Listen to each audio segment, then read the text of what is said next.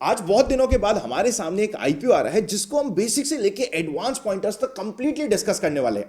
Company का नाम है on EMI technology solutions limited. देखिए, आईपीओ काफी समय बाद आया है, तो माहौल बनाने के लिए और थोड़ा सा इंटरेस्टिंग तरीके से प्रेजेंट करने के लिए हम कंप्लीट आईपीओ को 10 पॉइंटर्स में आपके सामने डिवाइड कर देते हैं ताकि बेसिक से लेके एडवांस तक आप सिंगल वीडियो में समझ पाओ। सबसे पहले बात करते हैं बेसिक्स अबाउट द कंपनी। 2016 में कंपनी इनकॉर्पोरेट हुई थी। टेक्नोलॉजी ड्रिवन लेंडर्स है ये आज के दिन इंडिया में। प्राइमरीली डिजिटल लोन्स प्रोवाइड करते हैं और सारा का सारा इनका ऑनबोर्डिंग का प्रोसेस ऑनलाइन होता है, डिजिटल होता है, फुल्ली डिजिटल ऑनबोर्डिंग आज के दिन प्रोवाइड कर पा रहे हैं। ये लोग मेनली डिजिटल लोन्स प्रोवाइड करते हैं मोबाइल एप्लीकेशंस के through, various consumption, even business needs के लिए। अगर हम इनकी बात करें, बिकॉज इनका सारा प्रोसेस ऑनलाइन है, हाई वॉल्यूम्स के ये लोन प्रोवाइड कर पाते हैं आज के दिन। ऑल्सो इनका मॉडल काफी स्केलेबल है। एज ऑन 31 दिसंबर 2025 कंपनी का टोटल रजिस्टर्ड, हम यूजर्स की बात करें तो रजिस्टर्ड यूजर्स 63.73 मिलियन को क्रॉस कर चुका है। 11.17 मिलियन तो इनके कस्टमर्स भी है आज के दिन। एज ऑन 31 दिसंबर 2025 कंपनी का AUM 5900 करोड़ को क्रॉस कर चुका है। सेकंड बात करते हैं important dates of IPO. IPO open होने वाला है 30th ऑफ अप्रैल को, ऑलरेडी ओपन हो चुका है। 5th ऑफ मई को आईपीओ क्लोज होगा। अलॉटमेंट डिसाइड होगा 6th ऑफ मई को। रिफंड होगा 7th ऑफ मई को। अगर रिफंड नहीं हुआ तो ऑब्वियसली आपको शेयर्स मिल गए, तो शेयर्स भी क्रिएट हो जाएंगे 7th ऑफ मई को। लिस्टिंग की टेंटेटिव डेट है 8th ऑफ मई। थर्ड बात करते हैं size of the IPO and बाकी इंपॉर्टेंट डिटेल्स की, जैसे कि प्राइस बैंड। प्राइस बैंड होने वाला है 162 से 171 रुपीज का। अगर हम रिटेल में है तो हमें obviously cut off price choose करना होता है और एचएनआई कैटेगरी में 171 के प्राइस को आपको टाइप करना पड़ेगा। 87 शेयर्स का एक लॉट यहां पे होने वाला है। एनएसई बीएसई दोनों पे लिस्टिंग होगी। टोटल आईपीओ का साइज है 926 करोड़ का, जिसमें से 850 करोड़ यानी कि मेजर पोर्शन होने वाला है फ्रेश इशू, बैलेंस है ऑफर फॉर सेल। नेक्स्ट चलते हैं फोर्थ पॉइंट पे, जो है रिजर्वेशन।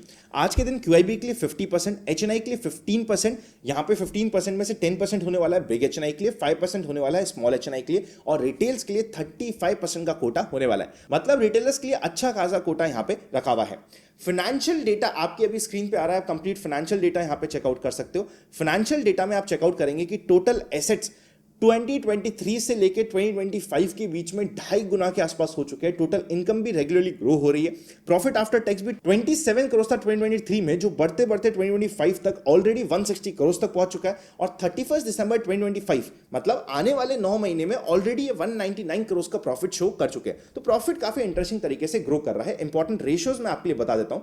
रिटर्न ऑन इक्विटी 23.51% है। बेस्ट पार्ट ये है कि 6.9 से इंप्रूव होते होते ये 23.5% तक पहुंच चुका है। In the same way ROA भी यहां पे 3.3% से इंप्रूव होते होते 8.5% पे पहुंच चुका है आज के दिन।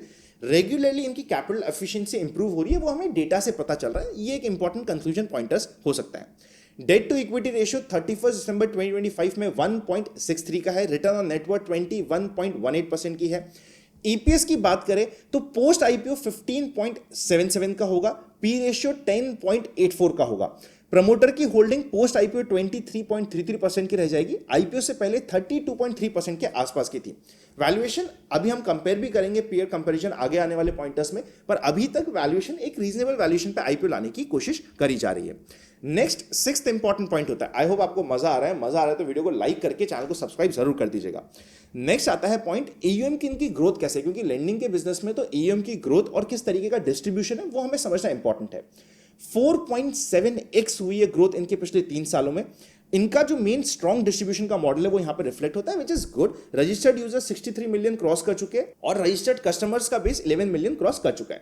7th आता है इनका डिजिटल फनल। आज के दिन अगर हम डिजिटली लोन दे रहे तो हमें देखना जरूरी है कि इनका सिबिल स्कोर का मीडियन क्या है। रफली 746 है, which is again interesting.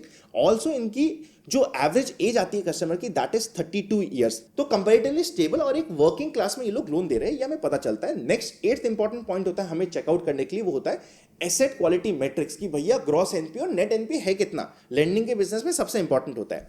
Gross NPA 2.9% का है, नेट एनपीए 0.38% का है, और यहां पे जो नेटवर्थ की ग्रोथ हो रही है उसका सीएजीआर रफली 26.7% का निकल के आ रहा है। 9th इंपॉर्टेंट पॉइंट होता है हमारे लिए एंकर बुक, कि बड़े इन्वेस्टर्स ने, बड़े लोगों ने किस तरीके से इसमें एलोकेशंस कराए। कंप्लीट एंकर बुक आपकी रेफरेंस के लिए अभी यहाँ पे स्क्रीन पे चल रही है। ऑल्सो मैं लिंक डिस्क्रिप्शन में डाल दूंगा, वहां पे जाके पूरी एंकर बुक का एलोकेशन चेकआउट कर सकते हो। म्यूचुअल फंड्स के कुछ इंटरेस्टिंग नाम हमें यहाँ पे देखने को मिल रहे हैं। फाइनली बात करते हैं पीयर कंपैरिजन की। ये हमारे लिए फाइनल पॉइंट और इंपॉर्टेंट होने वाला है। सबसे पहला पीयर कंपैरिजन आता है बजाज फाइनेंस का, जिसका पी रेशियो है 34 का, Cholamandalam investment and finance company जिसका पी रेशियो है 30 के ऊपर का, एचडीबी फाइनेंशियल सर्विसेज 24 का पी है, SBI card and payment services 33 का पी है। यहां पे अगर हम कंक्लूड करें इस कंप्लीट आईपीओ को, तो जिस वैल्यूएशन पे कंपनी आईपीओ लाने की कोशिश करी है एज कंपेयर टू पीयर, एक इंटरेस्टिंग वैल्यूएशन है, एक इंटरेस्टिंग आईपीओ टू स्टडी है। आपको क्या लगता है इस आईपीओ के बारे में? अपने ओपिनियन को कमेंट में जाके अभी बता दीजिए। वीडियो अच्छा लगे तो लाइक कर दीजिएगा। Happy learning and we will see you very soon.